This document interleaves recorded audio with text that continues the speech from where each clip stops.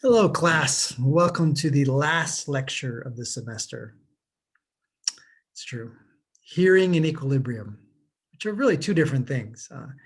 Hearing is going to be sound waves, which are pressure waves, in this case, the air. They're going to hit your eardrum. It's going to vibrate that.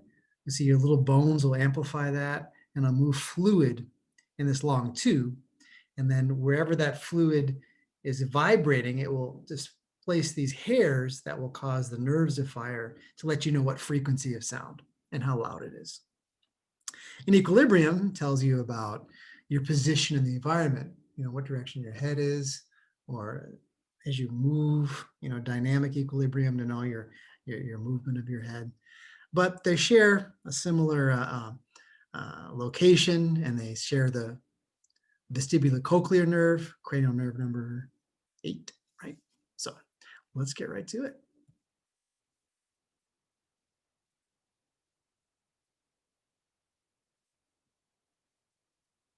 All right.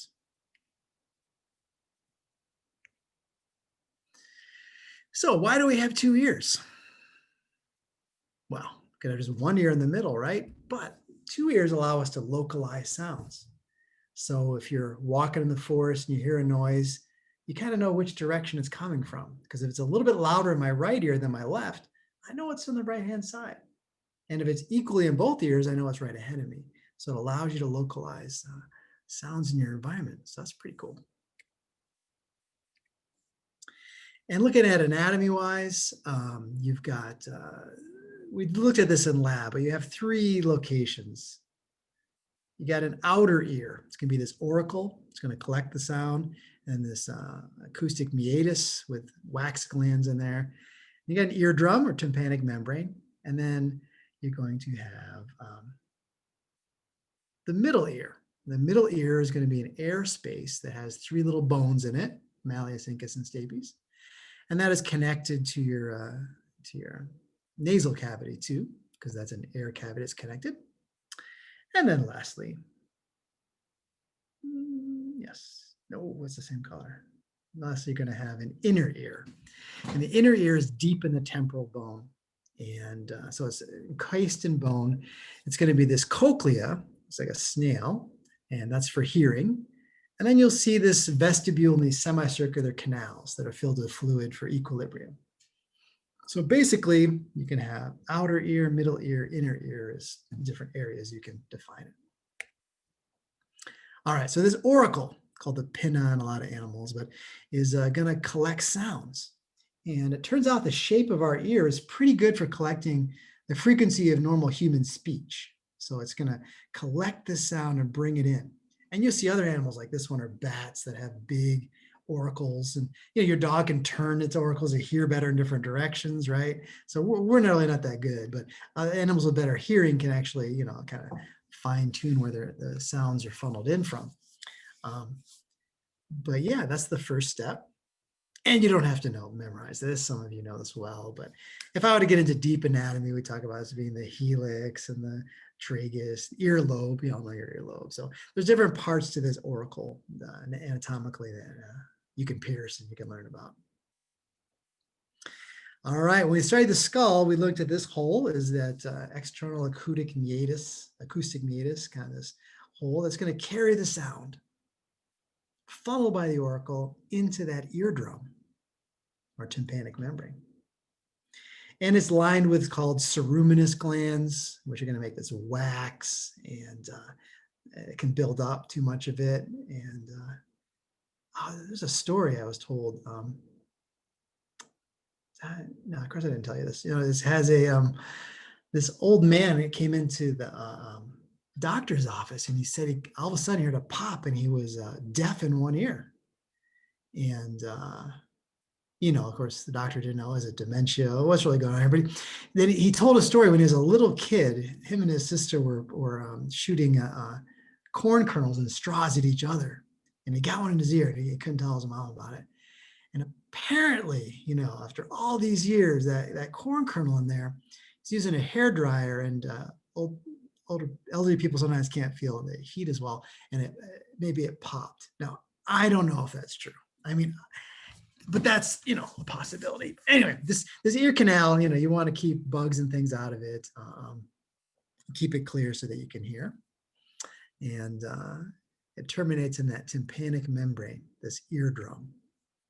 Yes, Q-tips can help, although on the box it says, do not enter the ear canal. I do. So here's that eardrum. And you take the temperature off of it. There's nice blood vessels on there. It's in there. But you can see it's under tension. When you look at that, kind of like a drum or a speaker.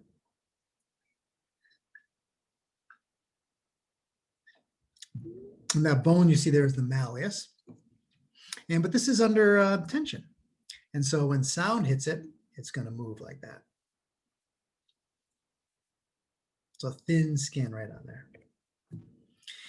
And one of the most common surgeries in the US, probably the world, is putting tubes in the ears.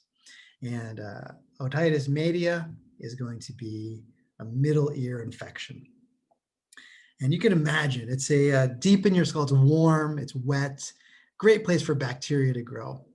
And in kids too, that auditory tube is shorter. And so let's say they're drinking milk and some that goes up into their ear, you know, perfect conditions for that. And if you've got bacteria, pus will fill up and it'll push on the eardrum, causing pain and deafness. You have to put this tube, about the size of a pencil lead. They'll put it in there and allows the ear to drain. And you can suction out some of that with a syringe. And kids that have it, they can't tell you, but they'll often be kind of feel like they got some ear pain there. They're acting like that. So very, very common. Many of you out there have had tubes put in your ear. But that is a cavity that is filled with air, that middle ear that's in green here. And you can see the bones, the three little bones are in there. And that connection down to the nasal cavity used to be called the eustachian tube, called the auditory tube now. That's if you're in an airplane, your ears have to pop. It's going to equalize that pressure. So that tube is going to take this airspace and connect it to the outside so you can equalize pressure in that air. And here are these little bones that we learned in the bones, right? We learned in the hearing lab. So miss, you know, if you forget from outside in, it's miss, malleus incus stapes. And the stapes looks like a stirrup. I'll give you that, no problem. The malleus, I can see it looks like a mallet or a hammer. The incus is supposed to look like an anvil. I guess if the mallet is hitting it, we'll go with that. But these are the smallest, stapes is the smallest bone in your body. It's tiny and delicate, very hard to get to, you know, if you have them. Sometimes they ossify. And if they fuse together, then you have some deafness there for sure. But what they're doing is they're taking that vibration from your eardrum and they amplify the sound.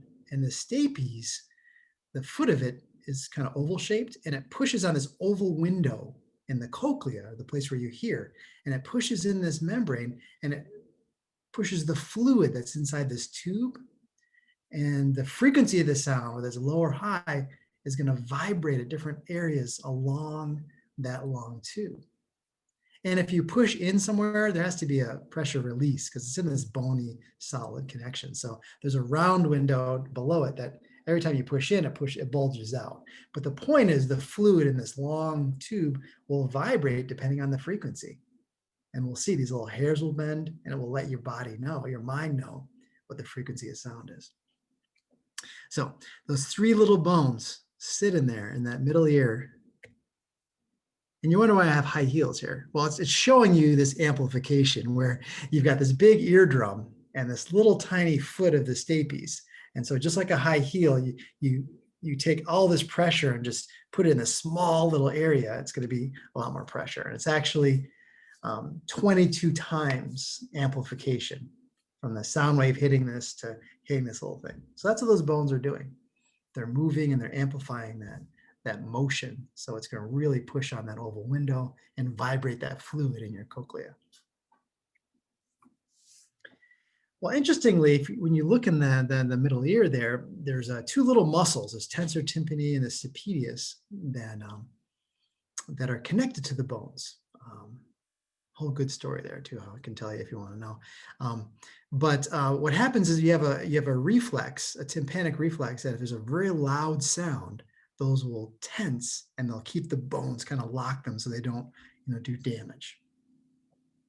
Now the problem is, with modern explosives and firearms, it's too fast. This reflex, you can see 1/10 of a second. I mean, this will happen for loud sounds before, like thunder or something like that. So unfortunately, you need to wear ear protection, if you're going to be shooting or be around explosives. But these do work well on loud sounds that are not quite as rapid. Yeah, and that tensor tympani will also, that's what keeps the tension on that membrane. So it's not like flapping in the wind. It keeps kind of tension, but it can still vibrate. All right, auditory tubes. When I grew up, they were eustachian tubes, but now we're going auditory tube. It's going to connect the middle ear to your nasal cavity. It goes in there, see the back of your throat. See the hole right here?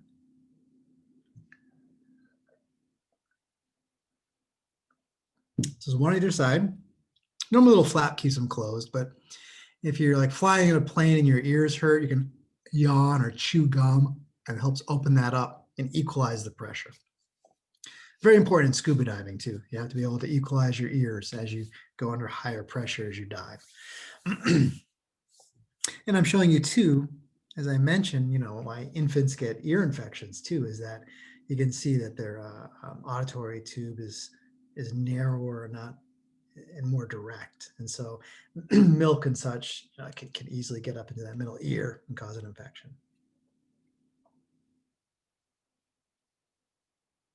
So the inner ear, this is, the complex part, of course, in there. I mean, the bones are just bones, the tube is a waxy tube to get in there. But in here, just like the retina in your eye is where the magic happens, where you have all these sensors that sense different frequencies of sound and allow us to understand human speech and song and everything. Yeah. Music. Yeah. So just overall, taking a look at it here, just to show you that this snail-like thing is the cochlea, and that's where you're going to have hearing. And then the rest of it is for balance, equilibrium. Got that? Okay. Now, secondly, just to step back, big picture, this is in the temporal bone. So it's in solid bone. And so what you're going to have is like a cave that goes through the bone, a solid cave.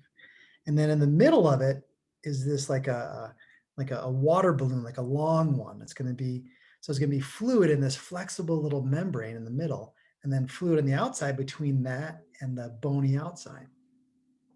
So we call it the bony labyrinth out here. And then the membranous labyrinth is in the inside of it. And then the fluid in the middle we call endolymph, and the outside we call perilymph. It's like on the perimeter, and endo's on the inside. So that's big picture of this whole thing, all right? So within this solid rock or bone is going to be a bony cave, a tube that goes through it. And then within the middle of it is going to be this membrane that's filled with fluid, and they're different fluids, all right? All right, so osseous labyrinth means the bony, and membranous labyrinth is going to be the tube within the tube. You got endolymph and perilymph. Remember that.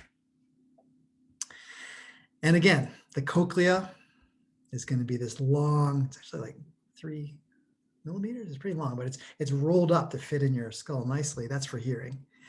And then the vestibule is going to have, this is going to be for equilibrium. You're going to see you're going to have some little spots in there that you're going to be able to tell the position of your head. And the semicircular canals are these 3 tubes at different angles that will tell motion. All right, and now getting to the nitty gritty of the cochlea. Let's get right in there. And what's going to happen is that you're going to have 2 canals, and they come together down here. You don't have to know that thing. They come together, and they're filled with fluid. And so the vestibular canal will be on top, and that's what the oval window pushes on. And that goes all the way down to the tip, then all the way back down this tympanic canal. And then on that end, there's a round window that's opposite the oval window. So you have a tympanic canal down below and a vestibular canal on top, and they meet at the very end. But the point is the fluid is going to vibrate along this long thing. And in between the vestibular canal and tympanic canal, you're going to see this cochlear duct in the middle. sandwiched between these two. And that's where there's going to be little hairs. The fluid's going to vibrate out here. It's going to vibrate it. It's going to put hairs along this distance. This is a beautiful artist rendering here. So you can see vestibular canal. This is the sound waves are going to come down here. And let's say the frequency is right here. And then it's going to vibrate here. This is the tympanic canal here. And then this cochlear duct that's sandwiched between it, I'll just tell you the answer now. You're going to have little hairs that come up here. And so this basilar, this membrane is going to vibrate up and down, like over here, vibrate up and down. And it's going to push these hairs against, this is going to be this little like plastic shelf, this tectoral membrane. And these hairs are going to bend and they're going to fire off. See the nerves? See all these nerves sandwiched here? They're going to fire off to the cranial nerve number 8, and it's going to tell your brain the different frequencies. Very, very cool. All right. So there's that cochlear duct in between, like I say, and that's the fluid in the middle. It's going to be the endolymph. There's perilymph around the outside of this thing. And then, of course, when you have two tubes with a tube sandwiched in the middle, we can talk about a membrane on the top and the bottom. This is the vestibular membrane, and importantly, this basilar membrane down below. And so this basilar membrane is going to vibrate up and down because of the sound is a certain point along this tube. And these little hair cells have delicate hairs coming out. And if you didn't have this tectoral membrane on top, they would just go up and down, no problem. But there's things on top and they hit it, they keep hitting it. And when they hit it, they bend. And when they bend, they're gonna fire these neurons that are going to go out the vestibular cochlear nerve. So there it is. I know a lot here, but you have two tubes, a cochlear duct in the middle, and then you can see this tectoral membrane on top, and the little hairs are gonna hit it as this basilar membrane vibrates up and down. And this shows you these delicate, delicate hairs. So you kids with your loud music, are you going to lose hearing? You will lose hearing. If I can hear your car, you know, across the parking lot. I mean, inside your car, it is too loud. And you won't notice it early on, but you're going to show deafness as you get older. It's just, you know, and you know that, but you don't care, right? Yeah. So these little hairs, they will swell and they will die, and you'll lose that frequency. Yeah, and I encourage you to listen. There's a nice video here on hearing that'll help you learn about it, and a couple of videos later. They don't play well using Zoom here, but open up the PowerPoint and then you hit these videos and I think they'll be helpful. Well, my living room here, I got surround sound, obviously. And it's a beautiful thing, right? 5.1, that's like 7.1 now. So you have speakers and you have a signal that comes in. So when you're watching it, you can hear noises behind you, to the right, to the left, even stereo, be able to have right and left. It gives you a more realistic, fuller experience. Yeah. Yes, and so one more thing to know, this cochlea, it's like a snail, it's all coiled up, but you can uncoil it. It's just by wrapping it up, it lets it be more compact. But you have high-pitched sounds here at the base, and then lower pitch sounds as you go out towards the tip. And I encourage you really to click on this video here. Beautiful. It shows music, and then it shows you visually how it's vibrating at different points. It's awesome. You got to watch it. All right. And of course, the loudness is just how hard the hairs are being bent. But the pitch or frequency is what point along here is being stimulated. All right. We'll talk about deafness, but one thing about deafness, interesting thing is a cochlear implant, which is real different than a hearing aid. A hearing aid simply amplifies the sound.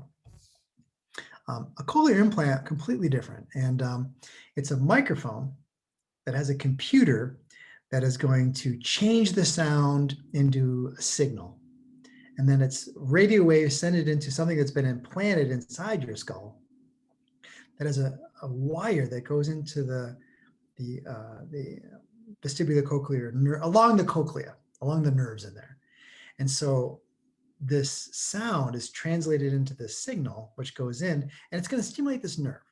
And so you're going to hear it, even if you're deaf, because it's the nerve is going to send that signal. So it's not truly the sound that you're hearing, but you're hearing a version of it. You're hearing different parts of the nerve. So when frequencies of sound, you hear something. I'm just saying it doesn't come from an eardrum moving, vibrating the fluid. It's kind of artificially jumps over that and goes right to the nerve. And so, you guys maybe seen videos of little kids the first time they turn it on and they hear a noise like their parent. It's amazing. And there's controversy too among the deaf community that some are really against this, cochlear implants as well. So it's an interesting part of it too. So you understand this is very different than a hearing aid, as I said. All right, so these sound waves, they go down this cranial nerve number 8, and which is going to come into the medulla. It's going to go up your brainstem and back your midbrain. There's those corpora quadrigemina, so there's some hearing reflexes, but eventually goes to the temporal region, is where you're going to analyze this sound.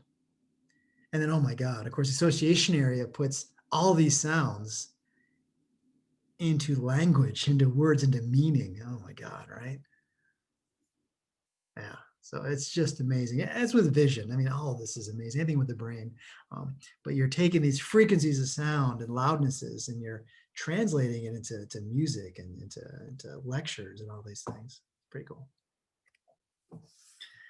All right, just like vision, we had a visual spectrum. We have a hearing range. A hertz is 1 cycle per second. So that's 1 hertz, 1 per second. And so, yeah, you get the idea. So humans, here we are. Yeah.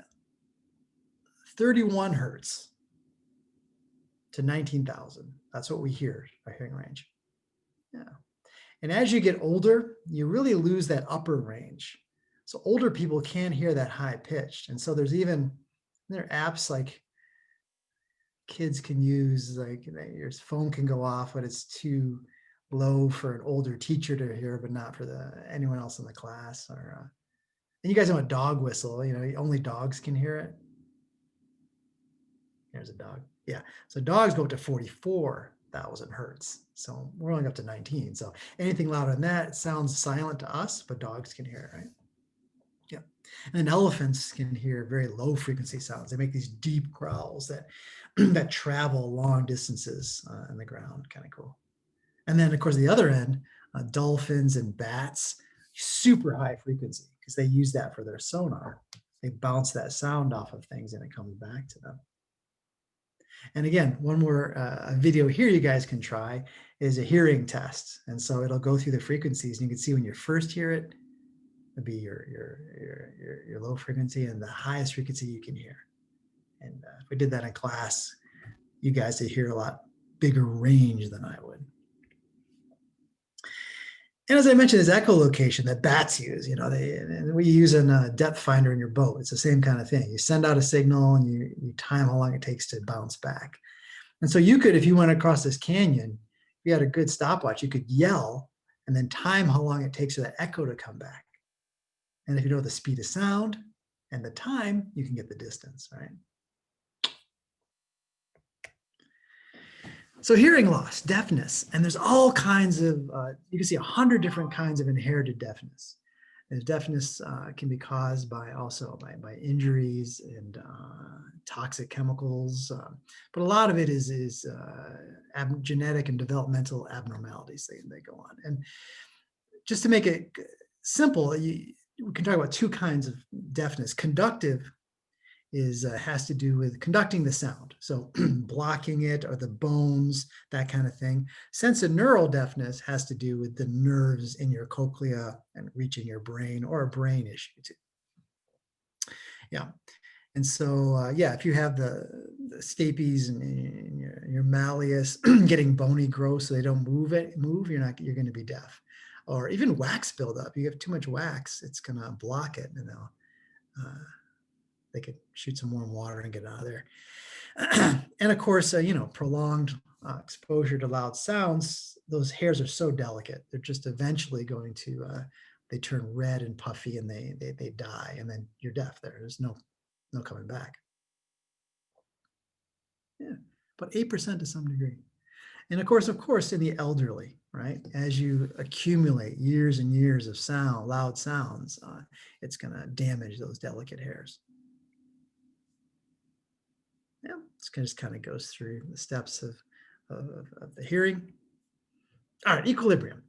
And I'll start with this example here. If you look at a lobster, it has at the base of the antenna, it has a sphere like this, and the inside is coated with hairs all around it. It's a sphere. And the middle of this little rock, it's really made out of calcium phosphate. It's a little hard little rock. And the deal is with gravity is always going to move that rock to the bottom. And so those hairs will be pushed. And the lobster knows that up is there and down is here. And you can fool this. They do this with crayfish. They'll take that rock out and replace it with a metal little shaving in there. And they can use a magnet, and they can have the crayfish going upside down. It thinks up is down, because you're moving that, wherever the magnet is. So it's kind of the basis of our equilibrium. Because of gravity, you have something hard enough, it's going to bend some hairs. And any bending of the hairs, that can translate into nerves telling you that what hairs are being bent, tells you which is down, which is up. So static equilibrium, we're talking about position of your head, as you go up in an elevator, you feel that, right? As you go down, you feel that, and as you tilt your head back and to the side, you can tell that's where you're at. And dynamic equilibrium is with movement.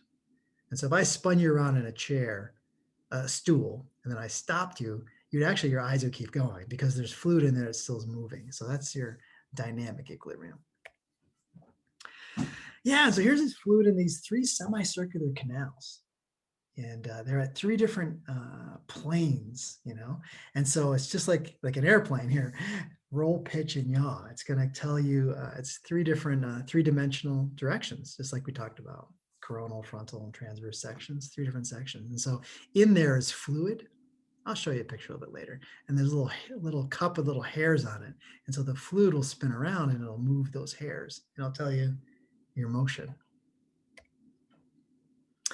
But static macula, remember we had macular degeneration, means it's from the macula lutea, which I said meant spot yellow. So macula means spot. So you have these 2 spots that will be here in your vestibule. There's 2 spots called utricle and saccule. I don't need to separate those out, but there's 2 little spots in there.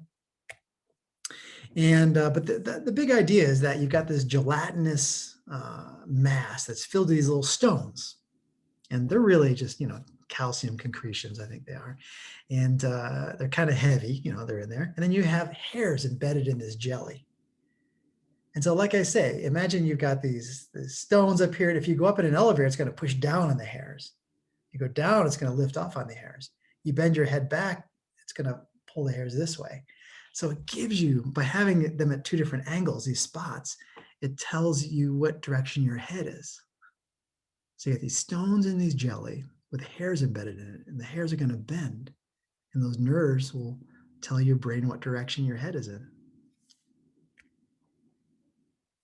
And now we'll look at these semicircular canals going at 3 different angles, right? And I think that I'll just show you a picture here. Yeah.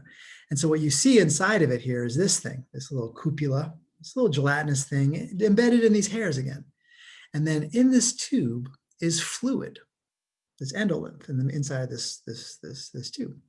And when you spin your head, the fluid spins and it's going to move the hairs this way, and then it'll come back. If spin you the other way, it's going to go this way. And so it's telling you there's movement in that plane. And like I say, if I spin you in a chair long enough, that inertia, that fluid's still going to keep moving. It's going to slow down. Like you'll still think you're moving for a while. Pretty cool. Yeah, motion sickness. And I get this. I have a boat, I still get seasick when, it's really, really wavy out there. And basically we think motion sickness is when you have contradictory information coming into your sense of balance. So you're riding in a car and you don't feel, because there's no acceleration, you got velocity, but you're going at a constant speed. So you're seeing everything go by, but you try to read a book or something, and it's just this contradictory information causes you to feel nauseous and upset.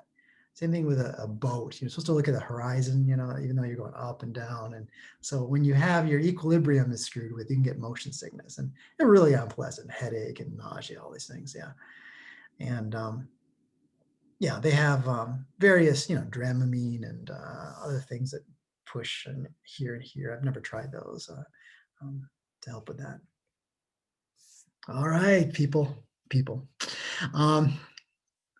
What happens over time with hearing? Again, it's with vision as well. It just goes downhill. Like, you don't get better hearing as you get older, right? All this exposure is going to eventually cause you hearing loss. And again, the elderly, the high pitch, you really lose that, almost everybody. You can see different professions. If you're in mining, in the military, construction, Air Force, yeah, firefighters, deafness with age. So, I mean, hearing protection is so important if you're shooting or if you're blowing things up or, anywhere with, even like riding a loud lawnmower, airplane. If you're flying an airplane. Yeah. And then in terms of looking at smell and taste, because I didn't mention that before, is that, yeah, as you get older, you also lose smell and taste. And so, yeah. And so elderly people often don't realize that. And they put on too much perfume, right? All right. Oh, my goodness. Yeah. So that is the chapter on senses. I hope it's certainly interesting. Oh my gosh, senses is how you interact with your world.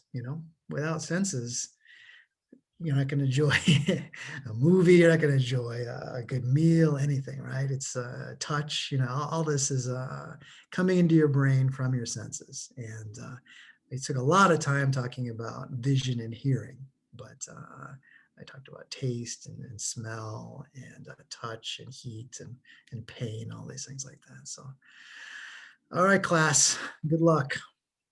Study hard. It's been a strange semester indeed, but I'm glad I got to see you guys at least somewhat. So, all right, let me know if you have any issues.